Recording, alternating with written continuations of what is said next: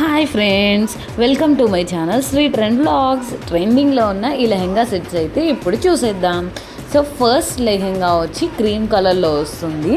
So ఇది ఏంటంటే lehenga stitched అనమాట. సో ఇది క్రేప్లో వచ్చింది. దీని మీద అంతా చక్కగా ఎంబ్రాయిడరీతో పీకాక్స్, డియర్స్ అండ్ లీవ్స్తో అయితే ఇచ్చారు. దుపటా అయితే నావీ కలర్లో వచ్చింది. ఇది జార్జెట్ ఫ్యాబ్రిక్, కట్ వర్క్ అయితే ఇచ్చారు.